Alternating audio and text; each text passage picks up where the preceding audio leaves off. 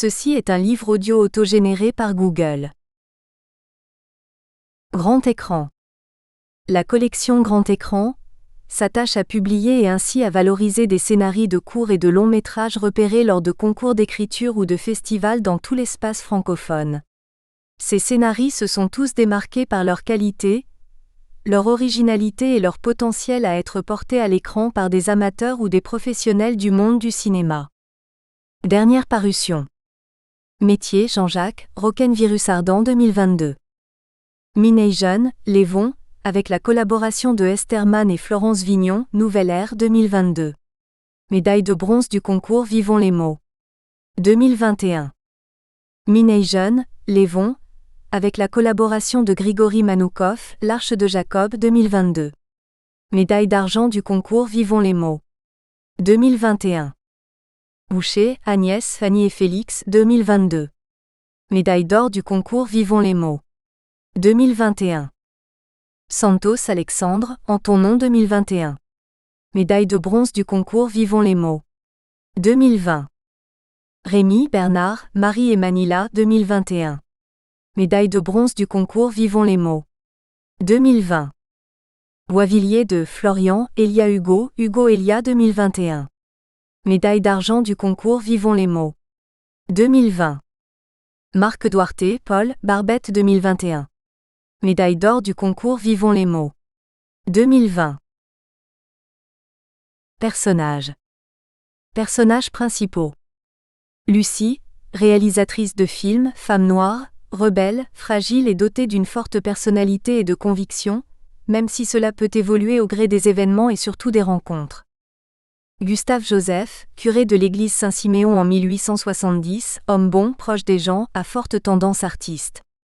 Mademoiselle Clément, Justine, dame de compagnie de Gustave Joseph, femme de caractère, artiste elle aussi. Carfa, tirailleur sénégalais en 1914, dont la conscience de l'événement qu'il a mal vécu a ébranlé les convictions. Autres personnages. Bernard, assistant réalisateur de Lucie, créatif et empathique. Louise, une guide touristique parisienne représentant la communarde. La guide de Saint-Siméon, lucide et très professionnelle. La mort. Écran noir. Le cinéma est un regard qui se substitue au nôtre pour donner un monde accordé à nos désirs. Michel Mourlet. 1. Ext-jour. Campagne Briard. Lucie avance en scooter sur une route bordée de chaque côté par de grands arbres qui forment une voûte. Son de vent dans les arbres et de cloches, glas. Image en couleur vive. Le scooter avance de face jusqu'à ce que le visage de Lucie arrive en plan serré, regard vers le haut. Plan subjectif de Lucie sur la route bordée de très grands arbres, léger travelling avant. Musique. Lucie chantonne slam. Des dieux et des démons emplissent mon espace. Légers comme des bulles, lourds comme le passé. Je les traîne après moi, parfois je les efface. De mes deux mains tendues vers l'enfant s'en aller. 2. Ext-jour. Plaine de l'abri. Plaine de l'abri. Plan large. Lucie est en amorce de profil sur fond de ciel immense. Elle a dans les mains des photos de ciel. Elle en choisit une qu'elle confronte au ciel existant. Musique. Titre du film à l'image. Y a quelqu'un? 3. Int-jour. Maison de campagne. La réalité est en couleur, vive. Une maison de campagne, ancienne. Dans la pièce principale, grande et très éclairée par plusieurs fenêtres, meublée sobrement, Lucie est assise à son bureau, sur lequel il y a plusieurs écrans d'ordinateur, des papiers, des photos encore en vrac. Un casque audio sur les oreilles, elle écoute de la musique. Elle manipule énervée des photos d'églises, de mosquées, de synagogues. Sur l'ordinateur, elle modifie le synopsis de son futur film dont on aperçoit le titre, Grandeur et décadence des édifices religieux. Concentrée, elle prend des notes, consulte Internet.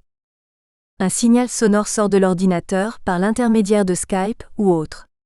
Le visage d'un homme jeune apparaît sur l'écran de l'ordinateur. Lucie quitte le casque, un dialogue s'installe, familier, c'est son assistant de réalisation, il travaille avec elle sur le projet de film. Bernard portant la main à son oreille. Bonjour Lucie, ça va? Écoute, j'ai une proposition de musique. Étonnement de Lucie, mais elle est à l'écoute. On entend la même musique que sur l'extrait du poème. L'air triste, elle chantonne le morceau de musique. Lucie. Waouh, incroyable, je l'ai rêvé et tu l'as trouvé. Bernard sourit de satisfaction. Lucie. J'ai découvert une histoire improbable. C'est celle de Notre-Dame de l'Épine. Écoute ce que Victor Hugo en a dit. Il y a là une vraie flèche du XVe siècle, ouvrée comme une dentelle et admirable, quoique accostée d'un télégraphe qu'elle regarde, il est vrai fort dédaigneusement, en grande dame qu'elle est. Bernard. Trop fort, Victor? Bon alors, ton histoire? Lucie manipule les photos et dessins de Notre-Dame de l'Épine. Lucie, off. Voilà. En 1798, pour installer leur télégraphe aérien, les frères Chappe avaient obtenu le droit de placer les mécanismes où ils voulaient. Ils ont rasé la flèche d'une cathédrale, tu imagines? Et ils l'ont fait sans état d'âme. Mais la vengeance divine a été impitoyable. Le télégraphe a été renversé par un coup de vent. La voix de Lucie se brise progressivement. Silence assez long. Ce n'est pas le seul à avoir été renversé. Bernard, j'ai mal. Bernard, voulant la réconforter. Regarde ce que j'ai trouvé, moi. Il y a des églises désaffectées qu'on a transformées en mosquées, en bibliothèques ou en skatepark, et même en parking. C'est assez parlant, non? On continue? Lucie, ailleurs. Oui, excuse-moi. Bernard fouille sur son bureau, à côté de son ordinateur, il lui montre d'autres photos. Bernard. Attends. J'ai aussi une histoire trop cool, dans un article du Pays Briard. Regarde. Il montre l'article à l'écran. C'était à la fin du XIXe siècle et tout près de chez nous. Lucie, sourire triste, lit l'article sur l'écran. Lucie. Encore une histoire de curé. C'est où? Bernard. À côté de Coulommiers, dans la Brie, tu accroches? Lucie ne répond pas, elle remet le casque sur ses oreilles, la musique reprend. Elle se lève du bureau, se promène dans la pièce, passant devant un miroir accroché au mur. Bernard. Et Lucie, tu veux que je vienne? Plus fort. Lucie. Lucie ne répond pas. D'un geste rageur, elle balaie les photos et les papiers du bureau. Elle s'écroule dans un fauteuil, dévastée par l'émotion. Puis elle ferme les yeux. Fondue au noir. 4. Int jour. Maison de Lucie. Changement de dimension. Atmosphère onirique, légèrement angoissante. Images très contrastées, nombreux contre-jours. Musique genre Mulholland Drive de David Lynch ou Catherine Ribeiro, paix version 1972. Une porte s'ouvre toute seule, un rideau bouge. Toujours dans la même pièce, Lucie se regarde dans le miroir. Lucie. Y a quelqu'un? En plus du reflet de Lucie, apparaissent en arrière-plan deux personnages. Un prêtre en habit du 19e, soutane, et une femme habillée aussi à l'ancienne 19e. Au départ, ils sont flous. Le silence se prolonge, étrange. Lucie, tendue, les regarde dans le miroir, puis elle pivote avec un sourire crispé, faisant face aux deux personnages. Longtemps elle sera animée d'une colère sourde, plus particulièrement envers le prêtre. Les deux fantômes sont au départ rigides dans leurs attitudes et leurs propos quelquefois grandiloquents. Lucie d'une voix sombre. Bienvenue. Gustave Joseph. Que la paix du Seigneur soit sur toi, ma fille. La réaction de Lucie exprime le plus grand doute. Les deux personnages se promènent dans la pièce, d'abord en silence, attentifs au décor et à l'ameublement, suivis des yeux par Lucie.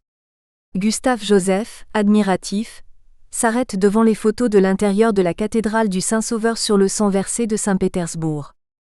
Gustave Joseph. Oh mon Dieu! Quelle splendeur! Il s'approche de la photo. Quelle force spirituelle! Quelle puissance suggestive!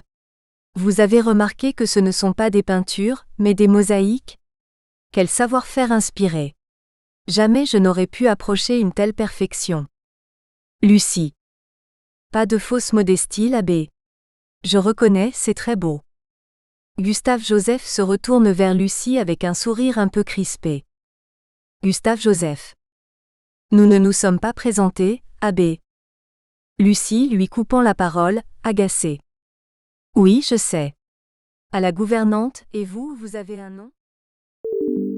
Nous espérons que vous avez apprécié cet aperçu.